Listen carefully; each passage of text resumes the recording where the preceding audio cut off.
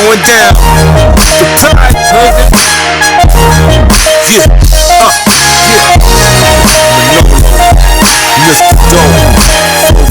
Came to find out that Wendy Williams is the first female talk show host to average 1,500 yards receiving in high school. Witness AP, don't worry, it's all timing. I slid in like a nigga that didn't pay. Backdoor style, shut the club down with a K. You know NC at it again, aiming at your cabbage again. I flow with a magical blend. Step up, get dropped to a tragical end. You know the push got my lungs about as black as my skin. From Raleigh, NC down to Duluth, Georgia. I did save a lot of money on my car insurance. Some of you think I switched to Geico. I just stopped paying the insurance. For dollars and the cash that been thinking peanuts like Jimmy Carter. Got that lava, game time not a problem. Milk the clutch and watch me go up when I'm popping. Ice smashing, cameras flashing, burning, blowing, it's all lay that stuff, trying to take you home. It was all a dream. I like the way it's going down. I like the way it's going down. Yo, what up? Welcome to another episode of The Slice. I'm one of your hosts, Teron Rogers. I'm the other host, your boy HL, and with us today, we got the dude with the biggest dick in show business, Tony Castleberry. What's up, man? Oh my God. How'd you make it in here with that thing, man? I have to carry it around. It's heavy. I do a lot of squats, Gotcha. back work, all of that. No, I remember one of them, like he had over his shoulder like a continental soldier. And I got the biggest round of applause that night. Yeah. I just stopped telling jokes, just did that. No, that's not. I was standing beside Tony at the urinal, I was like, man, this water's cold. He was like, indeed too. I was like, damn. Look, alright, if y'all want to just boost my ego that way, we can go that route, but. Nah, we're just joking, but on how much quality ass you be smashing in the train? At 49 years old? 49? I'm 49, but I look good. I look good. I'm gonna say good. I'll say that again. No, I look good. Let's retake that. I look great. He cool. He cool. He worked. He worked. He cool. I had my time. I do have a job. I'm gainfully employed. Those are the only compliments you could give about your homeboy. Yeah. He cool and he works. Without it sounding weird. Yeah. T got this great joke about it, man. But yo, so let me ask you this, man. What's your comedy journey been like? When did you start? You know, did you start late like me? Way late. Because I started at 35. 44. Okay, so you've been in the game 5 years. 5 years. I started after I quit drinking. I've been around comedy forever though. I loved it from the time I was a kid. I interviewed a lot of headline comedians for different publications. Who was some notable? Oh man, you name it. Michael Che, David Tell, Donnell Rawlings, Nikki Glazer, Gary Goldman. I mean, literally. Yeah, man. I mean, because I had a hookup at Good Nights. Their PR person and Brandy, who we all know, would help me score these interviews. And literally all the headliners that came in, I basically had them on the line. I would just, the publicist would send an email. 2 days later, I get the comedian's number, call, and next thing you know, I'm talking to David Tell. Like, it was wild. But, I never really even thought about doing comedy. Should we tell them to cut that off? Okay.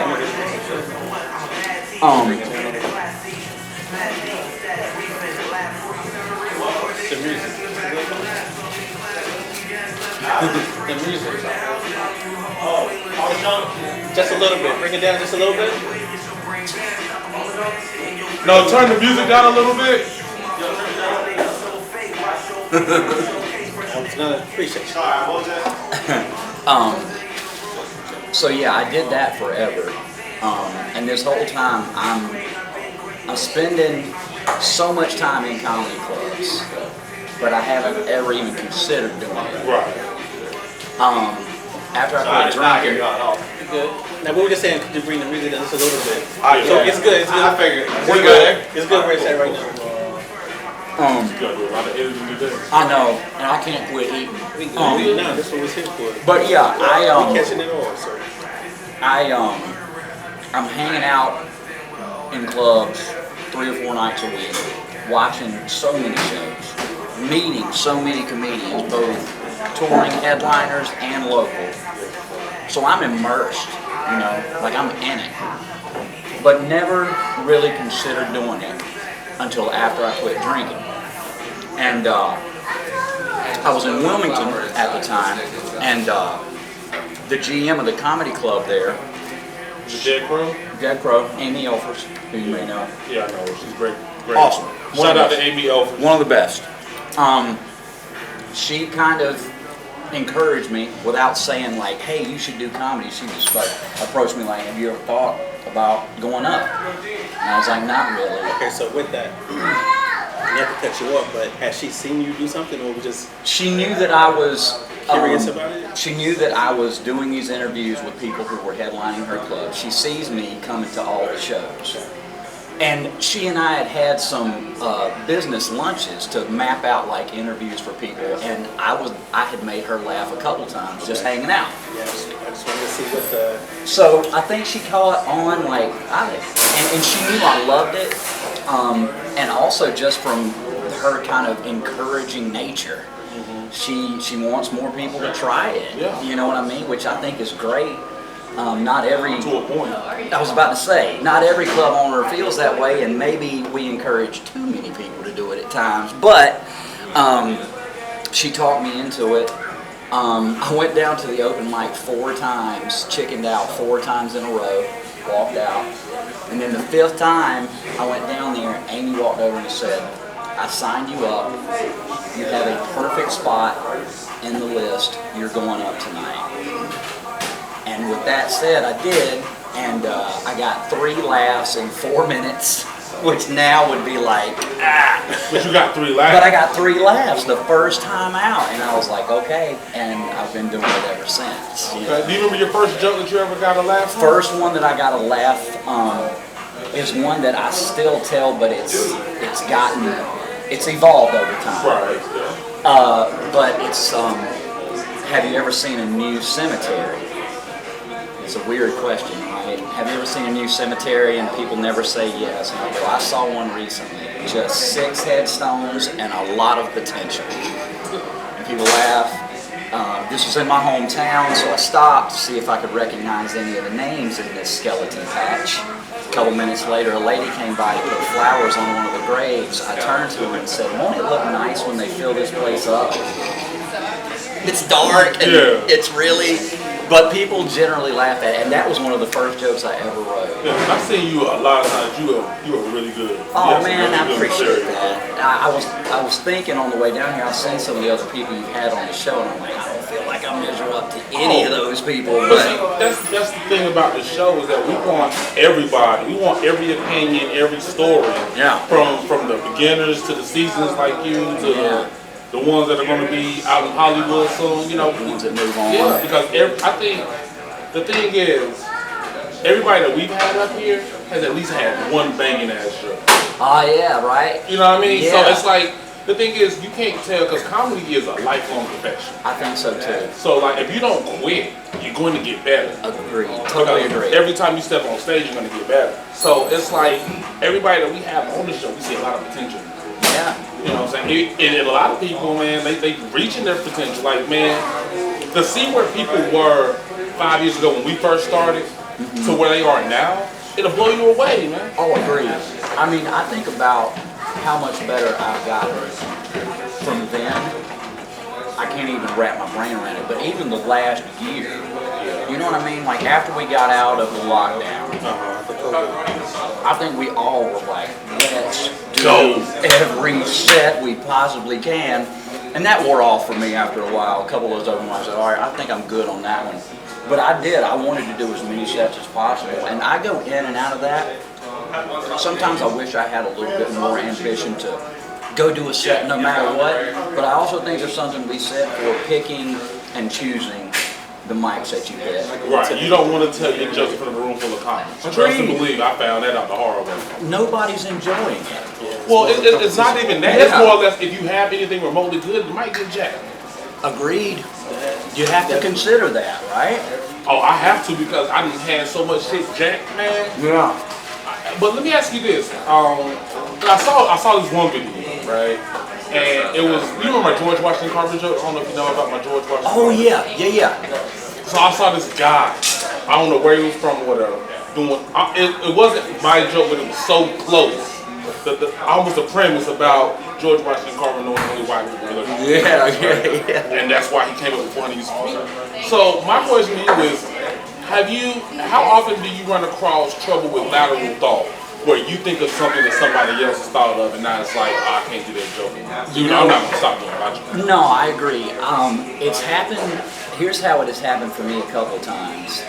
Early on, and then that's evolved over time. Early on, I unfortunately wouldn't know that I had that kind of parallel thinking until after I had told a joke, and that's a shitty feeling. You're like, people think that I'm stealing, and I swear to God I wasn't.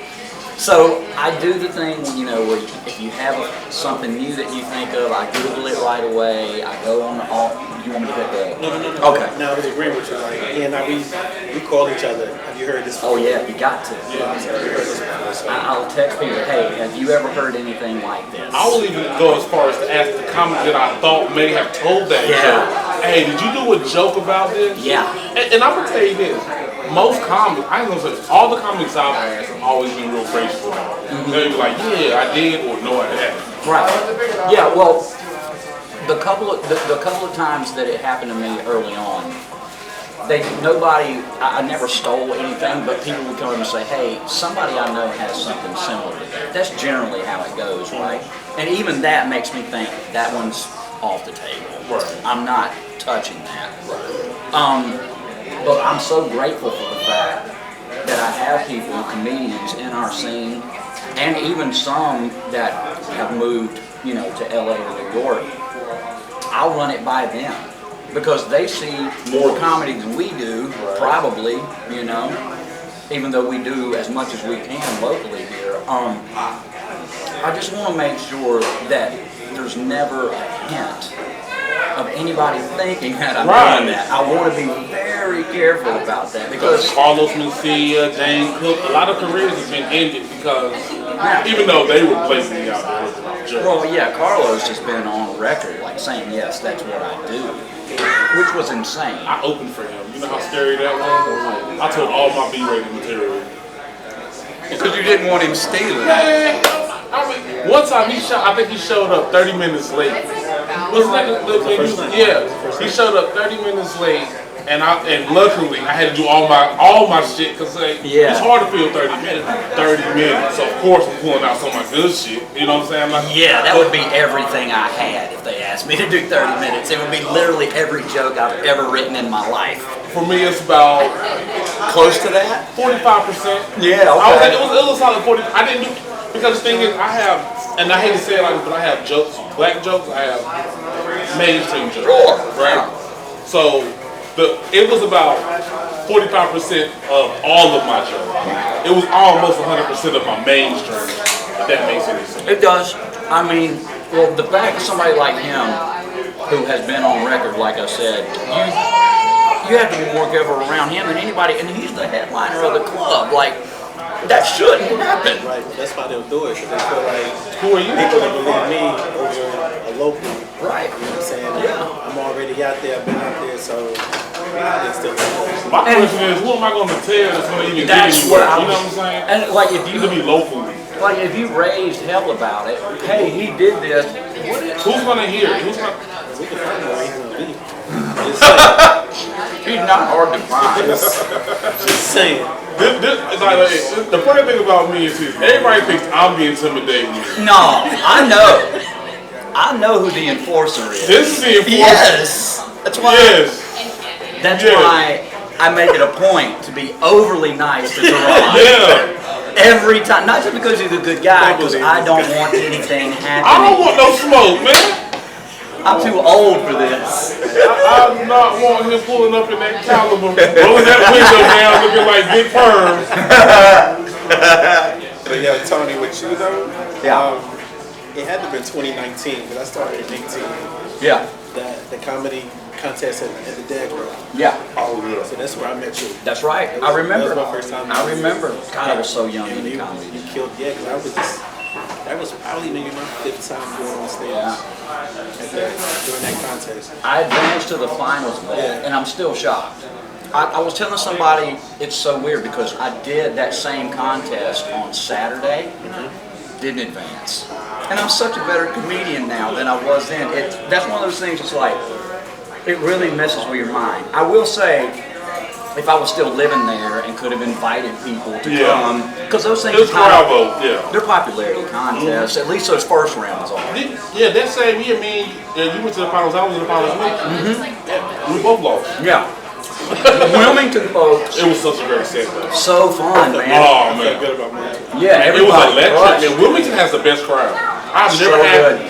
I've done 5, maybe. No, wait, I did. Okay, so I opened for Rachel Pounson. Oh yeah, she's great. Yeah, she's so sweet. She kills too. And Okay. no, I'm not saying she didn't kill. I'm not saying she didn't kill. I'm just saying that it was a problem with her falling with me.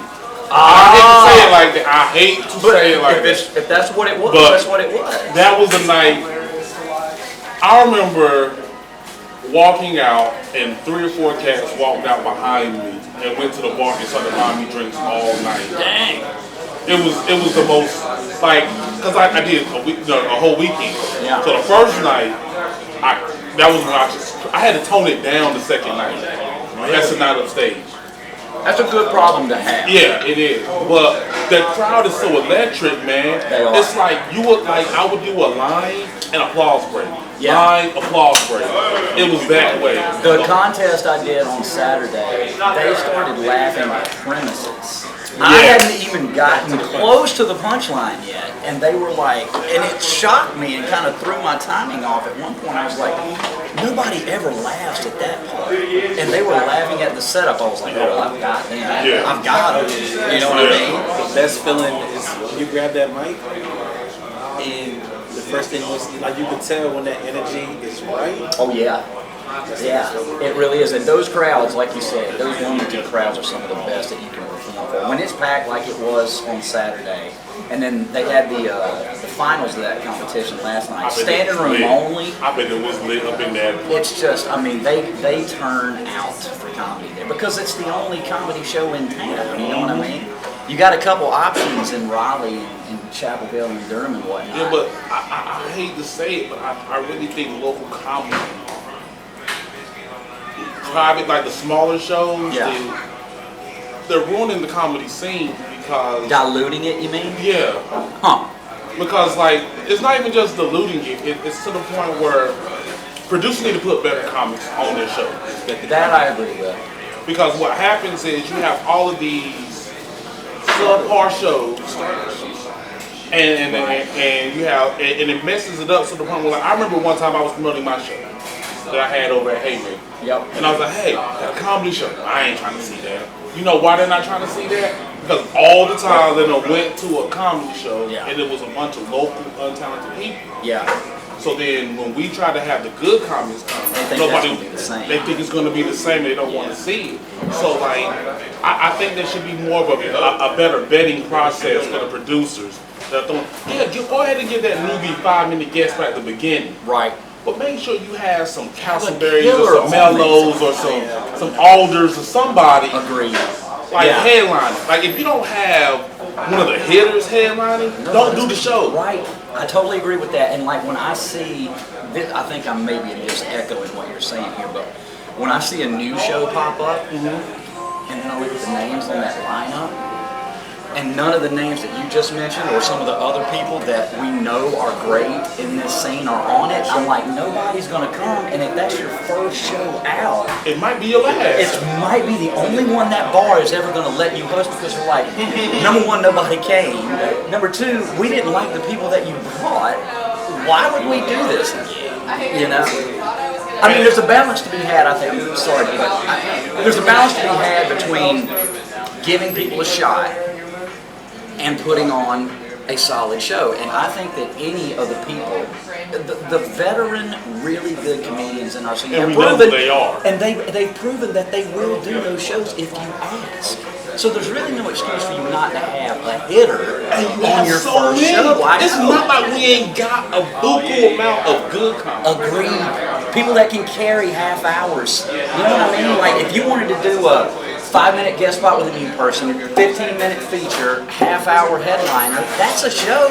Instead of 10 people doing 5 minutes. A shitty comedy. Exactly. I know. I see it way too much. I like this. You can give out 2 guest spots, 2 features in a headliner. You still got an hour and 10-minute show. Yep. And then, and I swear for Lord, I cannot stand a motherfucking host line.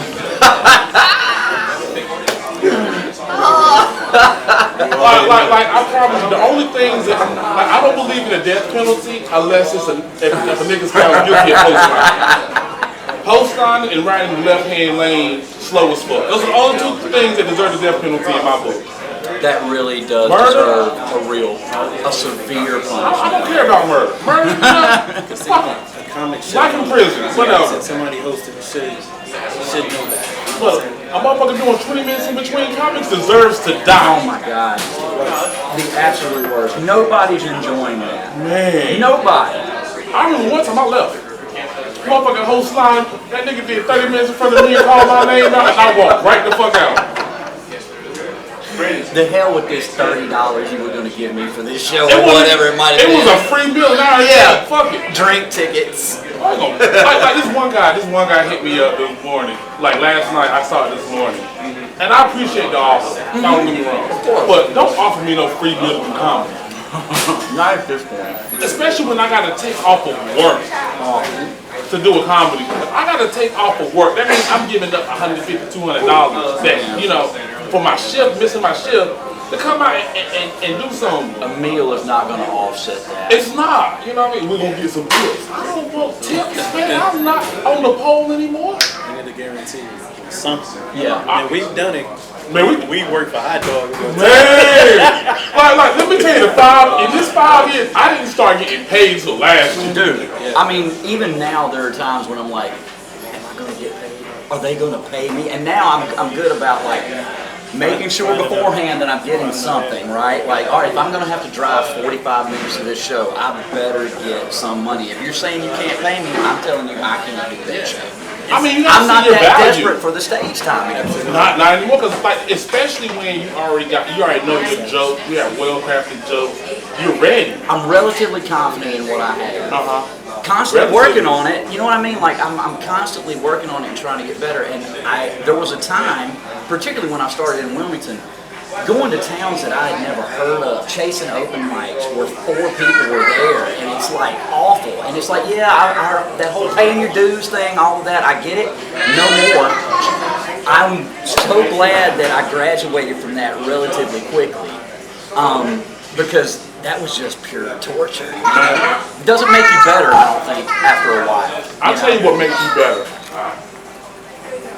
Dive bar comedy shows when nobody's paying attention. Yeah. Oh yeah. I've done my share. Because when you get a good joke, if it works in a dive bar, Oh yeah. that's gonna kill it, didn't it? Dude, along those lines, I did a show in a straight up biker bar recently. I pulled up to this place, 8 Harley Davidsons lined up. The American flag with the blue line and the whole thing. Alright? So I'm walking in like, I have jokes about therapy, I have jokes about cats. I'm thinking, let's see, how is this gonna go? And I had 15 minutes and they absolutely loved it. Not only me, but every other comedian on the show, they loved it. So, if it can work there, I'm convinced Youngsville. Is it Buzz Savage? That's the one. That's the dude asked me if I want to do a show for some Really? food. Yeah. Oh man, he paid me. Should I not be saying this? Nah, I'm glad to know that he paid you. If he paid me and didn't pay you, there's something wrong. What? I ain't nobody. I guess he just didn't know you. Maybe. How did he not know you? I have no idea how he knows me or anything. He just hit me up randomly one time and I had a show. Yeah. I said, I can't do it, I got a show. Then he hit me up to do July 16th. Yeah. I can't do that, it's my birthday weekend. So I told him I'd love to do it in August. But I ain't know if no free meal. No, he pays. I'm guarantee you he'll pay. I mean, he's paid me. I've done that show twice now. Great sets both times, and he paid day of the show. And you do get a free meal. That's a bonus. I'll take the bonus, but I ain't taking that shit as a payment. The meal was a steak that was about yay thick. Oh, wow, you hold it to the light, see through it. Just pick it up and eat it like a... It was that thin, and it was served on paper plates. Baked potato in aluminum foil. I love baked potato in aluminum foil. Dude, I can't lie. I can't lie. I don't know what it's about. I would tell you like this: is it me or does soda taste better out of an aluminum can? I never wanted in anything other than an aluminum can. I don't even like the plastic bottles. Oh, glass bottles now. Yeah, those are good. But I prefer the aluminum. Hey, I remember one time I busted a Coke bottle on somebody's head and they drank, and I hit that one hard. Oh, Larry Brown, like, I'm sorry. Was it somebody who refused to pay you for a comedy show? Nah, it was a chick that refused to pay me for some dick.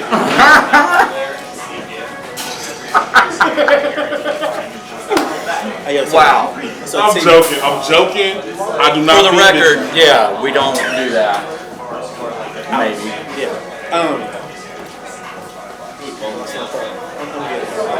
So, have you had a joke that didn't go over at all? Oh yeah. And what did you do? You talking on that same joke, ain't you? You talking about that same one joke? Do you have one of mine in mind? No. Did you see me have one? No. Because it happened on Saturday. This consistent ass motherfucker has only had one time when he said a joke that didn't hit. Really? And that was 3 years ago. And still think about it though. Every fucking day. 100%. 100%. It's on his mind. Well, I'm like, dude, like when it comes down to, I have not met a single comedian that has been more consistently like jokes hit every time as this one. I agree. I've never seen you bomb. Ever. I bombed. I have definitely bombed. I'm sure both of you have probably seen me bomb. But as far as one joke working, at this competition on Saturday, 7-minute set. The first 6 minutes and 15, I was killing. It was so good.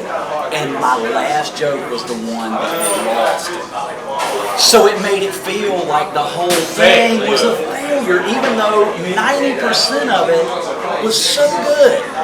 I was torn between two different closers, and I picked the wrong one. And the thing is, normally in that situation, what do? You like put in something quick to get them back. But I had the hard, solid light. Get on stage. Yeah. You're already over time. My advice in that situation, always play on how bad that joke was. That's what I should have done. That's what I should have done. Like this is the thing. You get one miss, no matter in your set. He says two, I say one. Right? You get that one time where you can have a straight up bomb stinker of a joke. Yeah. And it's up to you to play off of how bad that joke was to then recapture that laugh and save it. But you can only do it once. I know, and they'll get back on your side pretty much every time. And I've done it before. This time, not only did I run out of time, it felt so unexpected because I had them you had them. the whole time. Was it dead silence for like just a couple? It was just a whereas prior it was like clapping. I had 2 applause breaks. People were pointing like the whole thing was going great. I don't mind at all. And I think the reason it didn't work is because I had not done anything leading up to this that could have prepared them for the punchline.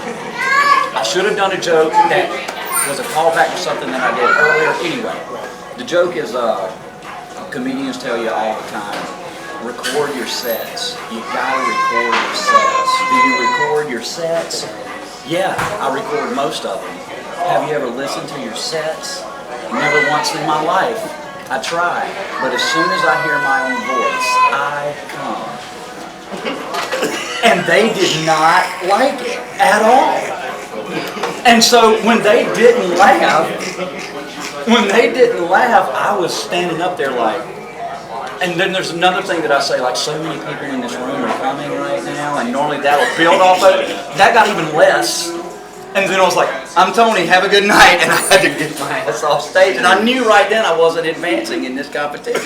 But up until that point, I promise you, when I get the tape, I'm going to show it to people. I'm like, look how good I was. And then the last 45 seconds, literal flat. It was brutal, man. I remember doing a show with you. And he was like, hey man, your Bill Cosby joke, that shit is so good. Yeah. I love your Bill Cosby joke. I did it that night. Yep. I remember this. Them motherfuckers looked at me like I was retarded. And then you said from the stage, I did that, you did it I for said, me. fuck you, Tony. I said, and it got him back. That's what I'm saying. That was my one stinker. That's what I should have done. Yeah, I should have commented on how badly it bombed. Right, that's what I always do. If I have a joke that goes bad, you wouldn't even know it, because like, well, you would know it, but you would also see me rebound. You would also see, the crowd sees you being aware of it. So they're like, oh, he's in the moment with us. Yeah. It's not like I'm a robot up there just spitting out this stuff that I memorized. It's like if you do something like that, they'll say, oh, he's in the moment, he's present with us, he understands that sucked, right? And now, we can laugh with you. And then the second time you do it, they're not going to laugh, they're going to agree with you. Oh yeah, that's so, it did. Your ass fuck off stage. Yeah, you can only do that. You can only do it once. I think you're right. That second time, they're going to be like, yeah, boo. Yeah, they check it. I really miss, I ain't going to say miss because it never happened in my life as a comic, but I really think we should bring back booing motherfuckers off stage, throwing shit at stage, like heckling. There's something democratic about it. The thing is, in my personal opinion, if the absolute worst thing that can happen to you as a comic is going, as far as wasting everybody's time and going out and telling terrible jokes, the worst thing that happen to you is you get silence. Nah, it's not harsh enough. Somebody throw an ashtray at you. I remember Mike Epps on a comedy documentary I've watched 100 times called Dying Laughing. I've seen that. He talks about, he said, oh, if you've ever caught a real boo, he's like, it doesn't just go from 0 to 100 and everybody's booing. He's like, you'll tell a joke and it'll be silent and you'll hear somebody go, ah. And then you tell another joke and somebody goes, boo. And then you tell another joke and it's you hear 3 or 4 people going boo, and it just like builds, and it starts from one person just going ah. You know what I mean? And he's so right, and you're right. I haven't seen that. There's no people for it. Maybe ever since I've been in comedy. No. Yeah, right. Yeah. So let me ask you before we wrap it up. Yeah. One question that we always ask: if a brand new comic, or even yourself, starting in the comedy, came up to you and asked you for a piece of advice, what would be the best advice you could give? It's a great question. I try to my diary. And I want to make sure that I'm thinking about like when I started, what would I have wanted to hear, and the thing needed to hear, and maybe wished somebody had told me. It's kind of something that we've all heard, but I really believe that early on, you gotta get as many reps as possible. So you have to go do those terrible open mics. You have to go do those bar shows. And everything in your body and your brain is telling you it's gonna suck. But if you can go do that, and really feel and understand, it's fine. Even if it didn't go well, you're okay. You know what I mean? If you got even a handful of laughs at that shitty bar show, that's kind of a win, right? And so if you can latch on to that and just keep doing it, that's the way to get better. Yeah. And I'm glad that I had people in Wilmington who told me that. They were like, look, come do this show. And I was like, oh man, I had a bad time the last time I was there. So what? You know what I mean? Get back on that horse and keep doing it. That's the best way to get better. And the other thing I would say is if you do okay the first time, don't get overconfident, because you're going to bomb about 15 times in a row after that. You know what I mean? I know that the first laugh I got, I was like, oh, this is easy. No, it wasn't. I knew better than that. But even then, like, oh, all right, that joke I wrote is good. It wasn't that good. You know, I had to keep working on it. The worst thing that happened to me was I started, my first time was a Good Night contest. The laugh was giving away. Yeah, right, the big crowd. So I'm really thinking I'm putting myself. I'm like, oh yeah, I'm good at this shit. Second time I'm doing comedy. I did comedy 2 times. Both had great reactions to my jokes, right? So I'm walking around with a big head. I'm really feeling myself. I go to this show. I'm doing my same good nights material. They're looking at me like, nah, what the fuck you find this nigga at? That's what they said. I was at Growlers. Iris Medina. She was the host. I'm up there. I'm telling them. It was like, and there was this hood couple in the corner. Like, this nigga think he funny. I'm like, so then, I ain't gonna lie, I got funny real quick because I started roasting the shit out of him. Cause see, the thing is with me, being a fat kid on the school bus, you had to learn how to throw jokes. So, what birthed me into comedy, I would say, was out of necessity. Survival. Like, you can't fight everybody. Sometimes you gotta use your words. Right. So whenever I get in a tough situation in comedy, you fall back to your comfort zone. And my comfort zone is roasting. Yeah. That's what I miss about the heckle mic. I wish they'd bring that shit back. I bet it will come. That heckle mic used to be fun. I mean, I love watching that and being there for it. I think I would be terrible at actually doing it. Oh, I can't. I don't think I'd be good at it. I ain't gonna lie, I am pretty good. But that's only because, man, like, you got experience doing it from before you even started comedy. Yeah. How life was. That was the Tuesday morning shit. I remember that fat bitch with Tisha Murphy, man. She used to give me the business every morning. A teacher? Nah, she was a student. Oh, okay. Her name was Atisha. Oh, okay, gotcha. I think she wanted to give me some pussy. That's why she was always fucking with me. But you know when a girl wrote, she was different than when a guy wrote. Oh, it is. In a way, it hurts more. Yeah, it's thing. You take all that shit home Right. with you. Because I'm not going to lash out at a woman, I don't think, the way I would do. But I'll tell you this. If you can roast a woman, you can roast anybody. Oh, yeah. For sure. And when I started roasting Letitia ass, I mean, I could. And people laughed? Yeah. Nigga, I remember one time the bus driver had to pull over, she was laughing so hard. He was like, let me pull over. Man, if you're killing hard enough where a bus driver has to pull over, you were meant to be a comedian. Man, let me tell you, some of the shit that I've done, I remember I've had teachers bust out laughing and they keep me out the classroom. That's amazing, though. I remember one time I had my boss's boss. So, I'll be real quick about this. My boss, it was a train coming down the tracks. So he had pissed me off. And they was talking about they need a new logo. So I was like, how about this? And I put Rutherford Express with this old, decrepit train falling off the tracks, right? And I said something along the lines like Rusty Spoon or something like that, and was just talking shit, right? So then my manager prints that whole chat transcript out and goes to the AD, his boss, with me, and so it's me, him, and the boss, right? He shows the boss the paper. Boss is looking, and he goes, and then he gets straight real quick. He's like, did you really do this? I was like, yeah. It's like, oh man, you can't do that. And then going back to work. And then I walk out, and he's telling me, he's like, dude, what the fuck is wrong with you, man? That was funny. Like, that's what he says. He's like, that was funny. You can't be mad at him for that. You know what I mean? I didn't break any rules. I'm really good at going up to the line and teetering around it, but not crossing it. Yeah. But I will get, I'm getting right up the nose to the line. Of course. But, and that's how I did it. So he took offense to it, but technically I didn't break a rule. No. All I did was show a picture with a train off the track saying this will be our logo. I mean, that's just being funny. Man, exactly. That's what I am. That's all that is. That's all that is. Man, but no, we gotta wrap this up, all man. Right, man. Appreciate it. No doubt. Appreciate you coming through, Thanks man. For having me, man. Tell the people where they can find you on social media. At Tony Castleberry, TONCASTLEBERRY. That's a long. Across the board. It is 10 letters. Like a king's castle and a blueberry. Castleberry. Tony, first name. There you go. No doubt. And here we are, wrapping up another episode of The Slice here at Benny's Capitales, 121 Fayetteville Street, Raleigh, North Carolina. Yo, it's been a pleasure. Hope you enjoyed it just as much as we did. Salute. The way it's going down, the pride hugging. Yeah, yeah. Manolo, Mr. Doe, Flo Frazier, out.